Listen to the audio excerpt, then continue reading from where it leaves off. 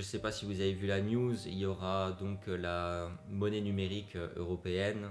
Donc ça veut dire que ça déclenchera la fin du cash, tout simplement. Mec, moi je pense que le coup de pied au cul que Trump y met à l'Europe, ça va être bon pour nous. Mais il y a Mhm. toujours moyen de relancer une économie en faisant autre chose.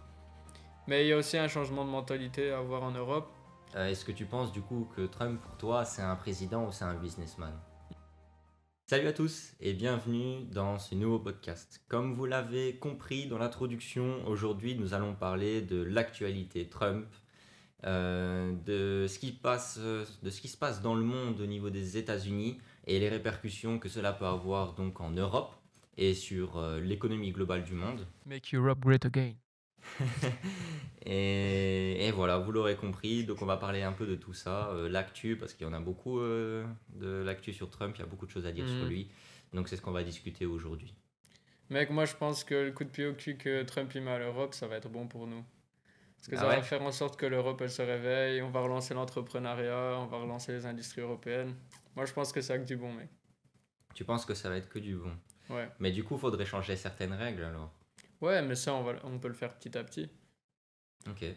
Tu penses que c'est mauvais, toi, de ce qui se passe là pour le moment? Ou tu vois ça, genre, d'un point de vue positif ou négatif? De ce qui se passe en Amérique, je sais pas, je suis pas économiste, mais le fait de mettre que des barrières, donc de la douane tarifaire, etc., des droits de douane, sur toutes les importations, donc ce qui rentre aux États-Unis, etc., c'est peut-être pas la meilleure des choses, Mhm. parce qu'il y aura peut-être plus du marché avec eux, ça sera peut-être... Il y a certaines choses qui vont disparaître. D'ailleurs, il y a une pénurie des œufs aux États-Unis, je sais pas si tu as vu ça. Mhm. Il est impossible de trouver des œufs dans le supermarché, ce qui est complètement fou et je comprends pas trop bien pourquoi. Mhm. Euh, mais ça va peut-être, comme tu dis, avoir un nouvel élan pour l'Europe, je l'espère. Après, on verra ce que ça va donner. Ici, je ne sais pas si vous avez vu la news, il y aura donc la monnaie numérique européenne. Donc ça veut dire que ça déclenchera la fin du cash, tout simplement. Donc peut-être plus de circulation de cash. Donc ce qui veut dire notre vie privée qui est un peu bafouillée, Mhm. en vrai, parce que ça veut dire que tu pourras voir enfin, la banque et l'Europe pourra voir quel achat t'as fait, quand tu l'as fait. On peut déjà le faire ici avec la carte bancaire, c'est pas ça le problème, mais ce que je veux dire, c'est qu'il n'y aura plus de cash. Euh, donc ça va être quand même... Mhm. comment je peux dire? Ça va être quand même quelque chose Bah ouais, ça va être. très, très négatif, quoi. Ouais, ça va être un grand changement. Après, je pense que le cash, il va encore rester longtemps, tu vois. Ben, c'est d'ici octobre 2025, début de la monnaie numérique, pour l'Europe. Ouais, mais ils vont jamais réussir à enlever tout le cash d'ici octobre 2025. Ça va encore Ah durer bien non, ça va longtemps. encore circuler, mais si c'est le début, ça veut dire qu'ils vont commencer à reprendre du cash, tu vois. Quand Ça... tu vas donner par exemple au magasin ton billet de 20, ils vont Mhm. prendre de la monnaie, etc. Mais il sera peut-être plus possible maintenant de prendre du cash dans les, Ouais, les les distributeurs. distributeurs. Voilà, De exact. toute façon, c'est déjà ce qu'ils essayent de faire en réduisant le nombre de distributeurs et tout. Voilà. Mais il y a toujours une opportunité derrière tout ça, je pense. Je Si pense t'as pas. plus de cash, tu peux quand même retrouver d'une autre manière cette vie privée en ayant une banque dans un autre pays. Ou, enfin, tu sais toujours trouver une autre solution. Ouais, mais tu dois déclarer. Ouais, Tu dois déclarer tu quand dois même. tout déclarer, mais je veux dire, si c'est pour les impôts, tu peux t'expatrier dans un autre pays ou avoir une banque dans un autre pays, Ouais, trouver une voilà. solution. Bah là, tu dois t'expatrier carrément pour être libre. Mhm. Parce que sinon, tu dois quand même déclarer que tu as un compte à l'étranger et ils savent voir, tu vois. Ouais, c'est un truc de fou quand même. Donc, ouais, le seul truc, c'est l'expatriation. Enfin, soit, ça, c'était la parenthèse pour l'euro numérique et on en reparlera, je l'espère, dans un podcast avec quelqu'un qui s'y connaît bien là-dedans, je l'espère, si ça vous intéresse. Mais au niveau Trump, du coup, avec toutes les actions qu'il fait, et tu m'avais posé une question en off, Mhm. est-ce que tu penses du coup que Trump, pour toi, c'est un président ou c'est un businessman? Mhm. Tu me reposes la question du Je te coup. pose la Ok. question. Moi, je pense que c'est avant tout un businessman parce que il gère le pays comme une entreprise, vraiment à 100%. Et ça se voit dans tout ce qu'il fait. C'est un peu il fait un peu le jeu à l'américaine en faisant du show, mais c'est pas pour autant qu'il n'a quand même pas des capacités politiques, tu vois. Mhm. Et il a su aussi bien s'entourer avec des gens qui s'y connaissent bien, qui peuvent le conseiller. Donc, au final, il gère le pays comme un businessman et pour le côté politique, il est bien entouré des personnes qui peuvent l'aider, lui donner les conseils. Donc, au final, il arrive à bien jouer le jeu, mais je pense qu'au fond, c'est quand même plus un businessman qu'un politicien. Ouais, je suis tout à fait d'accord avec toi. C'est un businessman et ça le reste avec la fortune qu'il a fait. Où il a intégré aussi, il a fait quelques apparitions à la WWE. Il y a des vidéos qui tournent C'est un avec truc lui, de fou. etc. Donc oui, c'est un businessman dans l'âme et je pense qu'il le restera tout le temps, même s'il est président des États-Unis. Et après, comme tu dis, au niveau politique, bon, il doit sûrement très très bien s'y connaître parce que quand tu es businessman d'un plus haut niveau, forcément tu connais très bien la politique Ouais, c'est ça. qu'il y a dans le pays.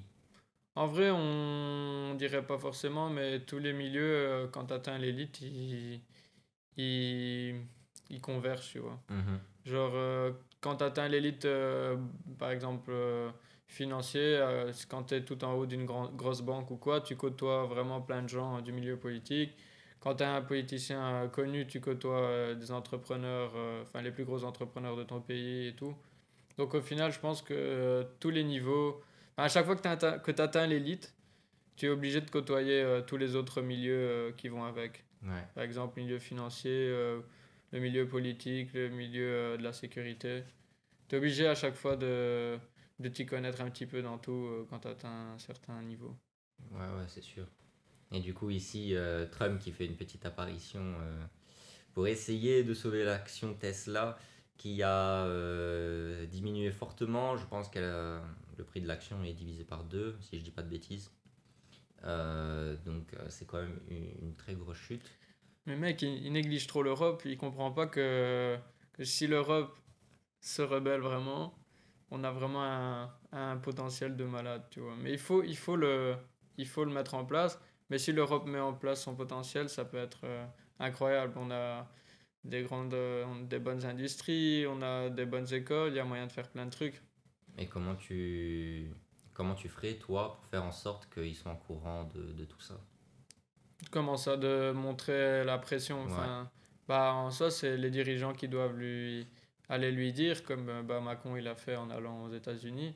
Mais je pense que lui, il s'en rend compte, mais il fait genre qu'il s'en rend pas compte, comme ça, il essaie de berner un peu les Européens. Mais moi, je crois que ça a du positif pour nous, parce qu'avec ça, l'Europe elle est en train de se relancer petit à petit. Elle voit qu'elle peut plus dépendre que des États-Unis. Donc tu verras, dans 20-30 ans, si les actions elles sont mises en place, on va être les nouveaux États-Unis, Les nouveaux États-Unis, je tu pense. penses carrément. Mais il y a Le aussi un problème, c'est qu'on changement. n'a pas beaucoup de ressources.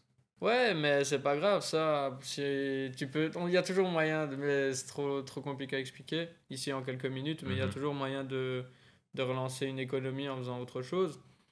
Mais il y a aussi un changement de mentalité à avoir en Europe.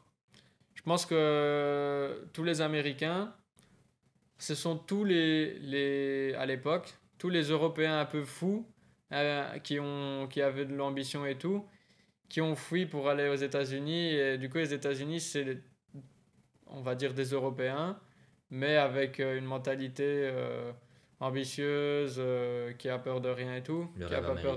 d'échec. Donc voilà, l'Europe, elle va se relancer, tu verras. C'est bien un moment de voir qu'on ne doit plus dépendre des États-Unis pour qu'on puisse changer tout ça. Il y a des trucs qui se font, on essaie d'aider de plus en plus les étudiants à se lancer dans l'entrepreneuriat, comme par exemple avec le statut d'étudiant entrepreneur qui n'existait pas à l'époque. Il y a toutes des choses qui sont mises en place pour essayer de lancer l'esprit d'entreprendre en Europe. Ouais, ouais, ici j'ai vu il y a pas longtemps que du coup la réforme a été appliquée comme quoi on double les heures pour les étudiants, on parle, donc l'heure de travail, ça passe maintenant à 650 heures par an où on peut travailler. Avant, c'était 400 et quelques. Et Ça, du, ça, je saurais pas te dire. et du coup, on peut doubler le salaire. Avant, on pouvait gagner maximum 3000 et quelques. Et maintenant, c'est 6005 que tu peux gagner par an, tu vois, Et on peut commencer à travailler à partir de de 15 ans. 15 Comme ans. ça, ils ont expliqué que c'était pour lancer dès le plus jeune âge, enfin motiver dès le plus jeune âge les jeunes à travailler. Donc c'est sympa, je trouve. Ouais, du coup, tu penses que c'est bien d'appliquer ce genre de choses, quoi. Ouais, ouais, clairement. Ouais, je trouve aussi parce que il y a vraiment des difficultés au niveau des étudiants qui malheureusement ne bénéficient pas d'argent de leurs parents parce que c'est peut-être pas possible, etc. Et pour payer leur code, pour payer à manger, ils sont obligés de travailler à côté de leur étude, ce qui est vraiment très pénible et très dur au quotidien en vrai. Donc augmenter le nombre d'heures pour travailler et donc en même temps augmenter le niveau de revenu possible qu'on peut toucher par an, bah, c'est une très bonne chose. Et je ne sais pas si on revient au statut indépendant pour les étudiants. Du coup, c'était aussi 3000 et quelques euros qu'on ne peut pas dépasser par an, donc avec nos revenus de notre entreprise, etc. Et du coup, les revenus du travail étudiant qui étaient Mhm. cumulés et qu'on ne pouvait pas dépasser les 3000 et quelques. Je sais pas maintenant si du coup ça passe à 6005, tu vois, à Ouais, ça, je saurais 6500. pas Je non sais plus pas, après. faudrait regarder. Ça serait du coup vachement intéressant et logique en vrai de faire ça.